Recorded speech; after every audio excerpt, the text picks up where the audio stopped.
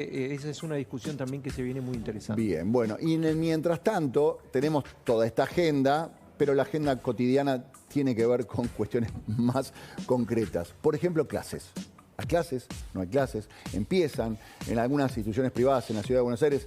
Ya empezaron. El lunes estaba previsto que empezaran acá en Ciudad y en algunas jurisdicciones también.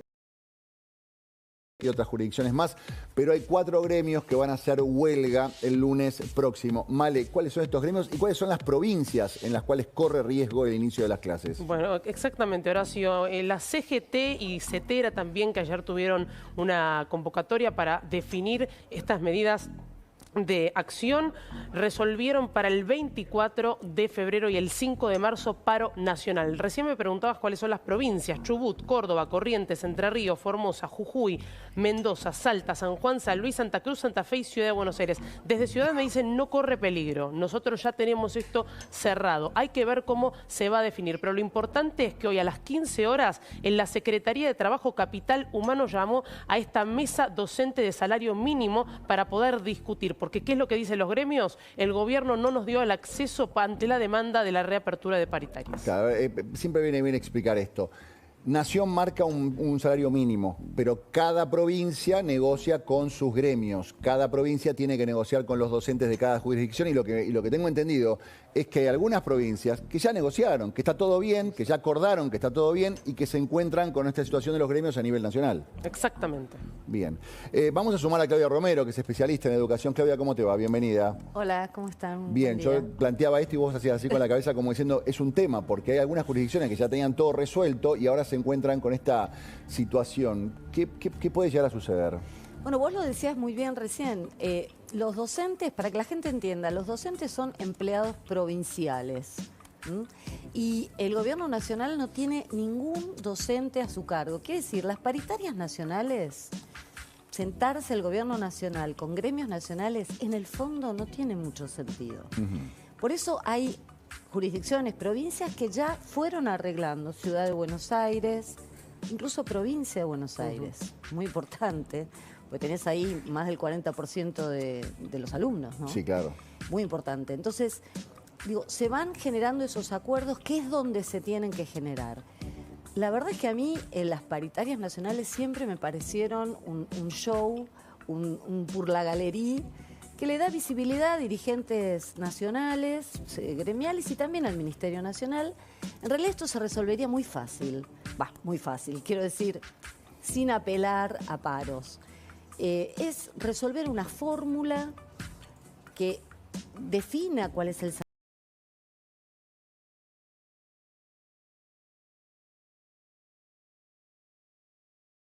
Seguir con esta irresponsabilidad de llegar al primer día de clases y que nadie sepa si las clases Y eso es interesante, porque pasan los gobiernos y quedan los reclamos, ¿no? Pasan los gobiernos y quedan los artistas. Acá en este caso ha pasado el gobierno de Macri, ha pasado el gobierno de Alberto Fernández, llega el gobierno de Milei y siempre pasa lo mismo, esta incertidumbre, últimos días de febrero, primero día de marzo, de si empiezan o no empiezan las clases. ¿Cuál es la fórmula o qué falta o por qué no se resuelve finalmente este tema? Bueno, digo que hay una cuestión política de dar visibilidad a determinados gremios, digamos, confederaciones de gremios nacionales y también a ciertos dirigentes, al ministerio de turno, quiero decir.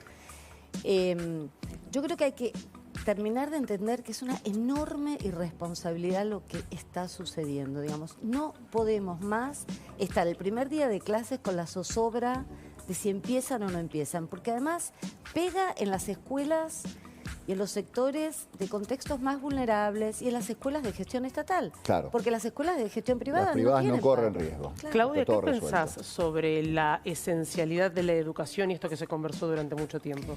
Bueno, esa es una ley que tiene media sanción de diputados y que en el Senado no se trató. No se trató porque no se conformó la Comisión de Educación en el Senado. Se puede mirar por qué no se conforma esa comisión. Esto, digamos, no resolvería el problema de la educación, pero sí, si hubiera paros, las escuelas no podrían estar cerradas. Deberían estar abiertas con una guardia mínima, con el comedor funcionando y con una cantidad de docentes que se hicieran cargo, probablemente no de una enseñanza de calidad, pero sí que los chicos estuvieran en la escuela. Esa ley no salió, no está vigente, está pendiente y por lo tanto este paro será como otros, si se concreta, con escuelas cerradas, con chicos Pero ¿cuál sin es el poder interés acceder? que hay de no avanzar? Porque uno dice, ok, tienen la posibilidad de reclamar, genial, reclamen, pero con los chicos en el aula, no van a recibir clases, pero van a estar acá, los padres van a tener la vida ordenada como siempre, los chicos van a estar contenidos en el colegio, y es un día para reclamar por un lado, pero sin quitarle la posibilidad a los chicos de ir a trabajar. ¿Por qué no hay una idea de avanzar? ¿Porque le quita poderío al reclamo? ¿Me decís la ley de No, ¿por esencialidad? qué no avanzan, digamos? Ah, ¿Por qué la bueno. persona que tiene que juntar? Ayer vimos un montón de gente levantando la mano para decir, sí, vamos para adentro. ¿Por qué no se levanta la mano para decir, bueno, esto es esencial, que los docentes tengan la posibilidad de reclamar, pero con los chicos en las aulas? Bueno, habría que ver, el presidente de la Comisión de Educación del Senado es Guado de Pedro, que es el que tiene la potestad de convocar para que se trate esa ley en el Senado. Así que, bueno, sería bueno preguntarle a este señor por qué no la convoca.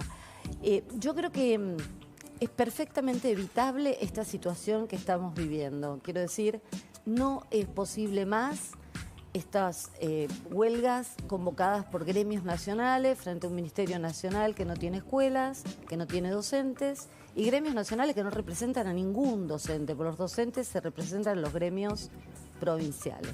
Claudia, ¿por qué gana siempre históricamente mal un docente? Porque uno en realidad desde la lógica económica debería ser, es algo, da un servicio que es muy demandado, que es útil y se prepara. ¿Cuál es la razón por la que...? Un docente gana mal en la Argentina. Argentina tiene entre los salarios más bajos del mundo, comparativamente hablando. Tiene que ver, yo creo, esencialmente con el valor, el peso social que le estamos dando a la educación. Uno podría preguntarse por qué también ganan tan mal los médicos. Pero en el sector privado, por ejemplo, Sí. ¿Gana mal un docente? Probablemente en el sector privado tenga algunos plus, digamos, algunos beneficios Pero no es un extras. salario... Digo, porque Pero no los es padres un le dan mucha salario... importancia, pagan incluso las cuotas de los colegios privados son caras. Sí, es una gran pregunta. Ganan mal porque la educación se valora poco. ¿Quién la valora poco? Porque el discurso es el futuro, si queremos tener un buen futuro, tenemos que tener una buena educación, tenemos que preparar a los chicos para los desafíos del futuro. Pero al mismo tiempo los índices indican que la educación está cada vez peor, que los chicos cada vez aprenden menos y durante muchísimo tiempo la escuela pasó a ser un lugar donde prefiero que estén ahí adentro, démosle de comer para que no estén afuera choreando. Sí, hay efectivamente una pérdida de calidad que se va percibiendo año a año, un estancamiento también en otros aspectos.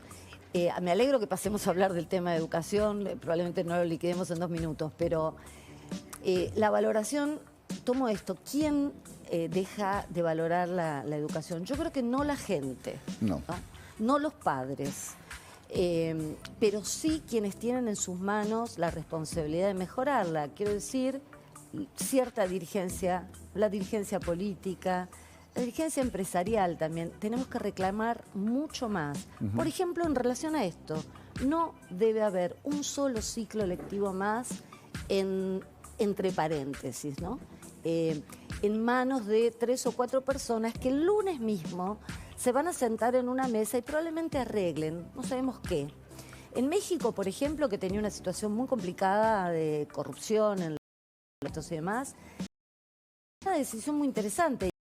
En mesa de negociación entre los gobiernos y los sindicatos se colocó una silla más, que era la sociedad civil, ¿no? Esta a la que decimos le importa la educación.